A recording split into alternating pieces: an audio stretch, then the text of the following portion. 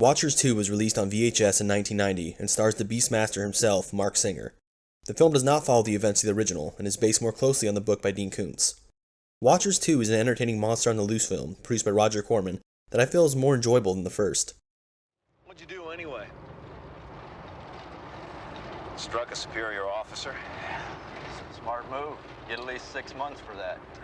What can I tell you? The guy was an asshole. Can't go slugging every asshole in the Marines. Won't have any knuckles left. Marc Singer stars as Paul Ferguson, a soldier being taken into custody by military police after knocking out his commanding officer. When animal activists destroy a nearby military lab, they accidentally unleash an experimental warfare project. A super smart dog and the hideous monster that is telepathically bonded to it. Paul and the dog cross paths and team up while being hunted by the police, a crazy doctor, and the monster. Paul and the dog eventually seek out the help of a female scientist as the monster leaves a trail of bloody bodies in his quest to kill the dog and anyone with him. Look out, dog in the road. Hey, 2 points. Hey, come on. Hey!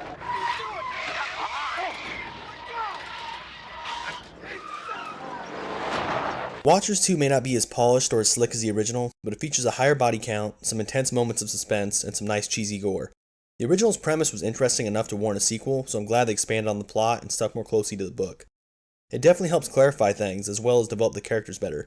I think the film properly and more effectively explains what purpose exactly the dog and monster were created for. Biomedical means of infiltration and elimination. The K-973s will perform efficient, undetected espionage, discovering enemy command posts. The 74s, non-human assassins, will be capable of tracking the 73s empathically, moving in and neutralizing enemy command personnel. Marc Singer takes over in the lead role and is great. He is a likable actor and turns in a genuinely badass performance. His relationship with the dog is pretty memorable, and I honestly feel these two characters have a better bond and connection than Haim did with the dog in the first film. I mean, this dog even busts out some deep-ass backdraft shit to Marc Singer.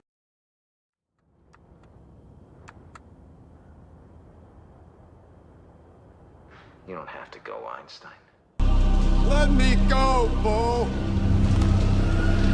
You go. We go.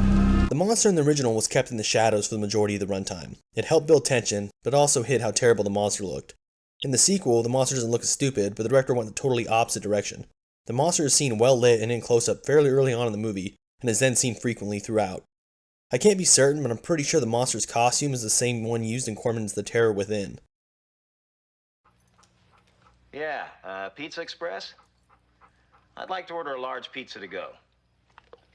With, onions and, green peppers and, pineapple.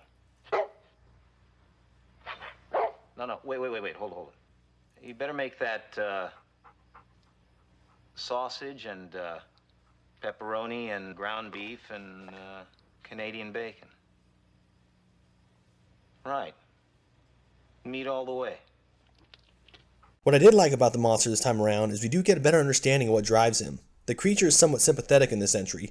We understand more clearly that the monster hates his own appearance, covering himself with a blanket for parts of the film, and that he has a mindset of a child. His hatred of the dog is that of sibling rivalry of sorts. It definitely makes the monster more of a two-dimensional character this time around, and I enjoyed it. What a nice teddy.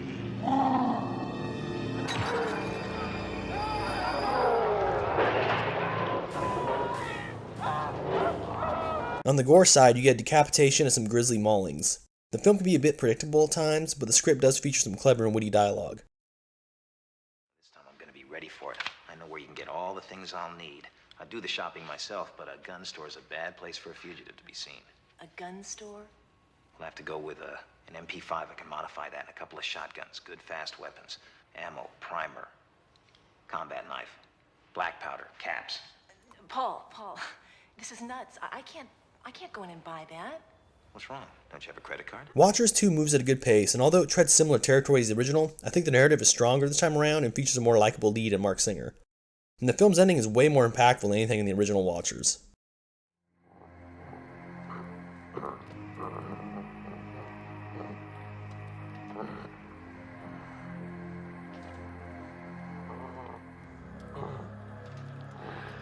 Einstein. Stay back.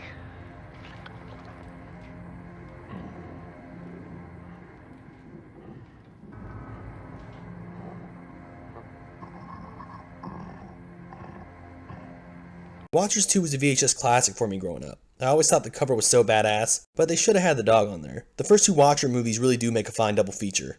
Watchers 2 did solid VHS sales thanks to the popularity of the first film on cable.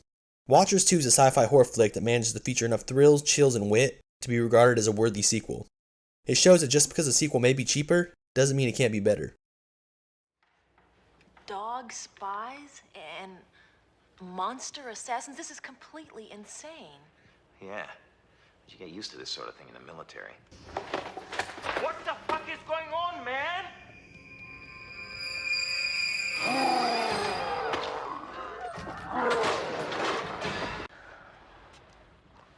Guess I just have a thing for strays.